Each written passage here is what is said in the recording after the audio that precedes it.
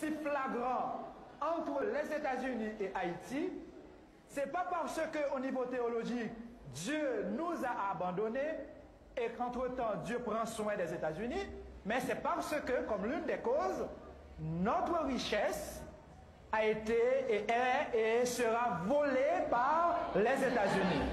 C'est clair, Dieu ne nous a pas abandonnés. De notre côté, il y a la misère. Dieu, s'il nous aime, s'il ne nous abandonne pas, il ne saurait tolérer cette misère. Nous sommes les enfants de Dieu. Est-ce que les États-Unis ne sont pas les enfants de Dieu? Oui. Si les États-Unis, eux aussi, sont des enfants de Dieu, est-ce que réellement les États-Unis nous aident? Ou au contraire, est-ce que les États-Unis se cachent derrière des aides pour nous exploiter encore davantage? Et nous pointons du doigt ceux que eux-mêmes ils appellent les aides pour dire à ces pays que nous comprenons le jeu et que nous ne sommes plus disposés à marcher à genoux pour quémander, mais à nous mettre debout pour réclamer justice et dénoncer ce que eux-mêmes ils appellent premièrement aide et ce que eux-mêmes ils appellent pays développés, car à nos yeux, beaucoup de ces pays, en commençant par les États-Unis, ce sont des pays sous-développés. Sous-développés au niveau humain. Ce fut ensuite au tour de la Suisse d'être mise en cause. Qui ça n'est pas capable de dire dans la banque? Ça n'est pas capable de dire. Côté l'argent nous, Alchita. Ah, notre argent va en Suisse. L'argent, Jean-Claude, toute compagnie, elle vole, les criminels sanguinaires, ma coupe d'Ivalé, se volent. Dans qui banque Alchita? Ah. Donc, maman nous couche à l'hôpital pendant que 100 en Suisse, notre maman Haïti se trouve à l'hôpital, pendant que notre sang va en Suisse. C'est un scandale, c'est un crime au niveau international. Quand nous comparons nos dettes et nos dépenses pour les importations, et qu'en même temps nous nous rendons compte que ce n'est pas un simple hasard, c'est voulu, c'est entendu entre les grandes nations. Ils se disent grandes pour avoir beaucoup d'argent et pour avoir beaucoup volé. Au-delà de ces voleurs, au-delà de ces corrompus internationaux, nous découvrons naturellement des Suisses, comme des Américains, comme des Canadiens ou des Français, qui ne sont pas aussi corrompus que la corruption internationale. Et c'est précisément à ces Suisses, à ces Américains, à ces Français, à ces Espagnols que nous adressons notre demande.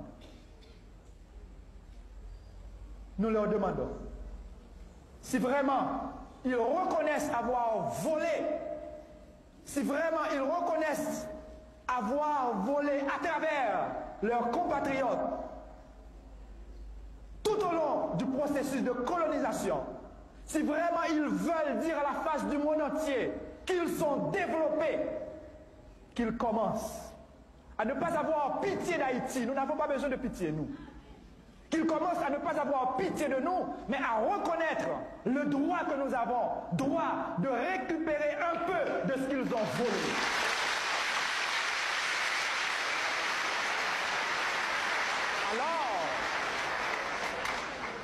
Alors, ils pourront se dire des personnes humaines qui transcendent le matériel pour déboucher sur une dimension spirituelle où la personne humaine se développe continuellement et n'ose pas appeler quelqu'un qui l'a exploité un sous-développé quand lui-même il est le premier sous-développé.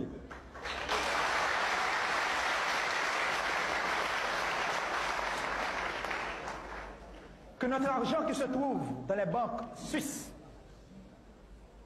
si vraiment des Suisses ou des citoyens du monde reconnaissent que notre sang se trouve dans leurs banques, qu'ils se mettent debout à côté des personnalités honnêtes, internationales, pour dire aidons ce peuple, car son sang se trouve chez nous.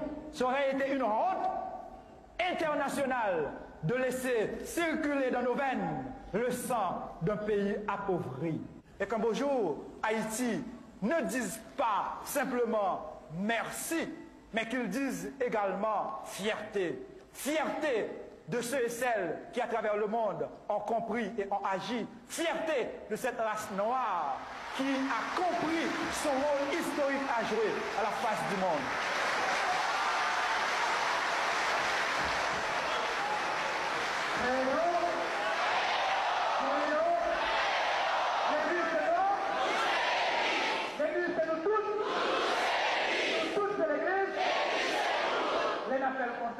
D'arriver vite, comme on se là, ou non papa, à plus là, après Père Aristide, les téléspectateurs ont certainement été frappés, comme nous, par le ton très vif de vos propos, par les critiques que vous teniez dans l'église dimanche.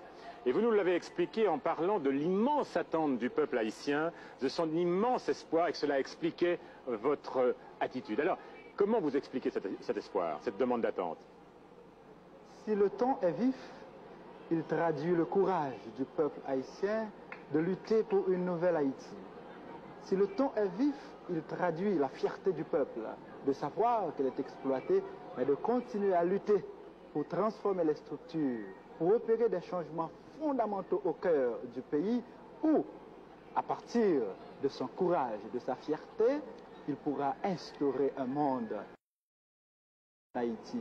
Autrement dit, en dépit de la mauvaise foi du gouvernement provisoire, en dépit de la corruption nationale et internationale, en dépit de ces structures monstrueuses qui exploitent le peuple, il sait qu'il pourra travailler pour changer, il sait qu'il finira par changer le pays.